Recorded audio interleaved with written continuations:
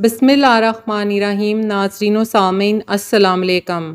अक्टूबर 1991 को एक ख़बर ने पूरी उर्दू दुनिया को उदास कर दिया कि उर्दू की एक बेबाक और साहिब तर्ज अदीबा इस्मत चुगताई मुंबई में वफ़ात पा गई हैं। इस खबर के साथ ही एक और इत्तला भी आई जिसने इस्मत चुगताई से मोहब्बत करने वालों को मज़ीद दुख में मुब्तला किया, और वो ये कि उनकी मैयत को उनकी वसीयत के मुताबिक सपुर्द खाक करने की बजाय नज़र आतिश कर दिया गया है।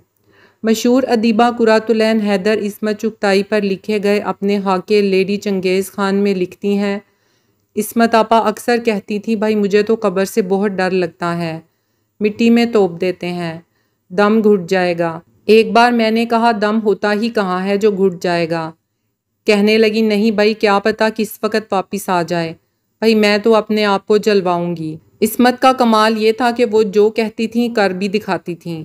मिसाल के तौर पर जब मजरू सुल्तानपुरी वगैरह उनके इंतकाल की खबर सुनकर सीधे चंदरवाड़ी कब्रिस्तान पहुँचे तो मालूम हुआ कि उनको उनकी वसीयत के मुताबिक सपुर्द बर्ग किया जा चुका है।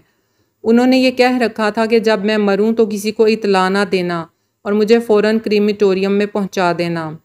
मगर उन्हीं कुरातुलैन हैदर ने जमील अख्तर को दिए गए अपने एक इंटरव्यू में बताया था कि इस्मत आपा के लिए ये मशहूर है कि उनकी वसीयत के मुताबिक उनको नज़र आतिश किया गया, जबकि असल वाक़या ये था कि उनकी बेटी सीमा ने एक हिंदू नौजवान से सिविल मैरिज कर ली थी। उसका बेटा इस्मत आपा को बेहद अजीज़ था और वो भी अपनी नानी से बहुत मोहब्बत करता था। वो लड़का अपने आप को अपने बाप के समाज का एक फ़र्द गर्दानता था। चुनाचे जब इस्मत आपा का इंतकाल हुआ तो उसने उनको शमशान घर पहुंचा दिया। लेकिन ये उनकी बदकिस्मती है कि वो बेचारी ज़िंदगी में भी कुछ लोगों की तरफ से मलामत का शिकार रहीं और मरने के बाद भी। जगदीश चंद्र वधावन ने अपनी किताब इस्मत चुगताई शख्सियत और फ़न में लिखा कि जनाजे में शामिल होने वालों में उनकी बेटियों और नवासे के अलावा डॉक्टर धर्मवीर भारती, पद्मा सचदेव के शोहर सुरिंदर सिंह नौटियाल और विश्वनाथ सचदेव थे, और बस।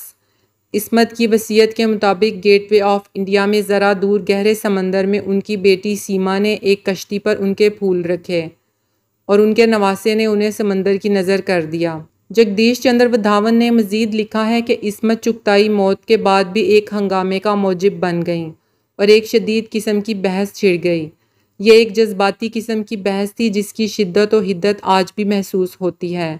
उनके फ़ैसले पर उंगली उठाने वालों ने जज्बात से मगलूब होकर बहुत कुछ कह डाला, और कुछ ऐसे भी थे जिन्होंने उनके फ़ैसले को कतन उनका ज़ाती मामला गर्दाना और उसे खारिज बहस ठहराया।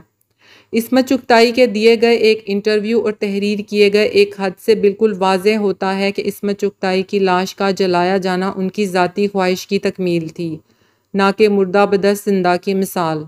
अगर आपको ज़ैनब नामा की वीडियोस पसंद आ रही हैं तो चैनल को सब्सक्राइब ज़रूर करें। शुक्रिया।